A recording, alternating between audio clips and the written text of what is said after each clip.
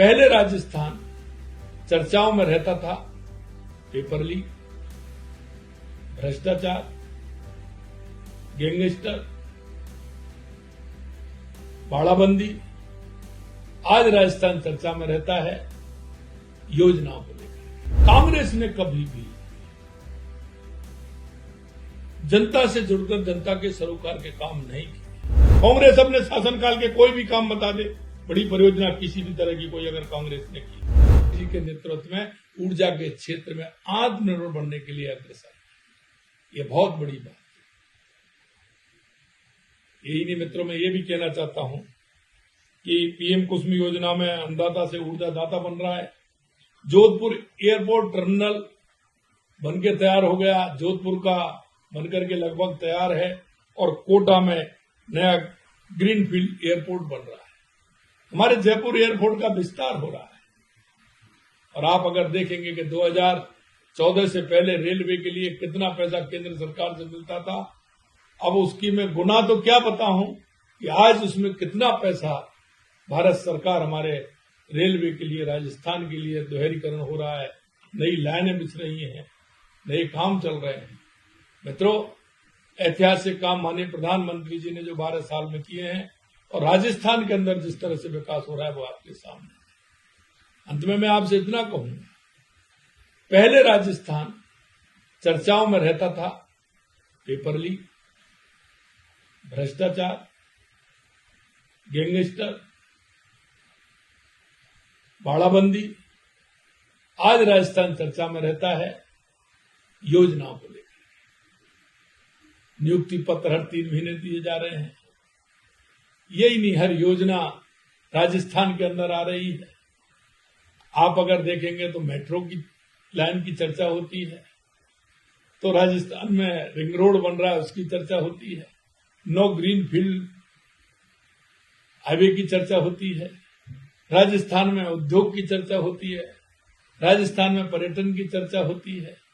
और आप देख सकते हैं जिस तरह से पिछले 2.5 साल के अंदर राजस्थान में जो काम हुए हैं वो आप सभी के सामने है।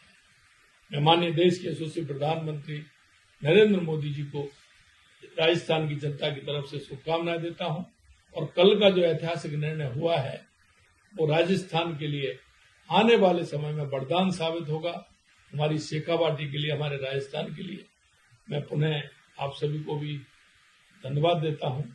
आप सभी आए और आपके माध्यम से राजस्थान की जनता निश्चित रूप से जो उसका हक मिलना चाहिए था वो उसका हक मिला है। इसलिए मैं राजस्थान की जनता से भी कहना चाहूंगा कि ये जो आपने जिस विश्वास के साथ हमारी डबल इंजन की सरकार बनाई थी, निश्चित रूप से उस विश्वास पर करें। पानी नहीं मिलेगा, अनुपात क्या रहेगा? अशोक गहलोत जी ने कहा है कि उसका समझौते को सार्वजनिक किया जाए। समझौते कोई गुपचुप होते हैं क्या? वो समझौते तो सार्वजनिक ही होते हैं। देखिए, कांग्रेस के पास कहने को कुछ नहीं है। अब वो कुछ भी कहते, 4 दिन पहले अगर उनकी बात सुनेंगे तो आप उसमें भी देखेंगे कि ये हो जाएगा तो मैं ऐसे करूंगा। देखिए, कांग्रेस ने कभी भी जनता से जुड़कर जनता के सरोकार के काम नहीं किए। उन्होंने सिर्फ कामों को रोक करके, बाधा पहुंचा करके जनता को वोटों की खातिर लुभाने का काम किया है। जनता से जुड़ करके कभी काम नहीं किया। मैं आपके माध्यम से कहना चाहता हूं, कांग्रेस अपने शासनकाल के कोई भी काम बता दे, बड़ी परियोजना किसी भी तरह की कोई अगर कांग्रेस ने की। इसमें अनुपात है, उनका कहना है कि हरियाणा को पहले पानी मिलेगा, बाद में राजस्थान को मिलेगा। खर्चे का अनुपात क्या रहेगा? देखिए, जो राजस्थान के हिस्से का वो राजस्थान को मिलेगा, हरियाणा के हिस्से का हरियाणा को मिलेगा, दिल्ली के हिस्से का दिल्ली को मिलेगा। इसमें कौन सी बड़ी बात की थी?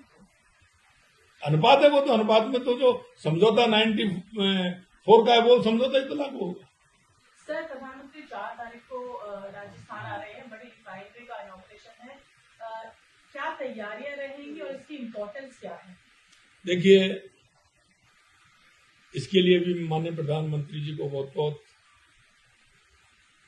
बधाई और शुभकामनाएं देना चाहता हूं। 4 तारीख को माननीय प्रधानमंत्री जी बाड़मेर, उन धोरों पर जहां लोग कल्पना नहीं कर सकते थे।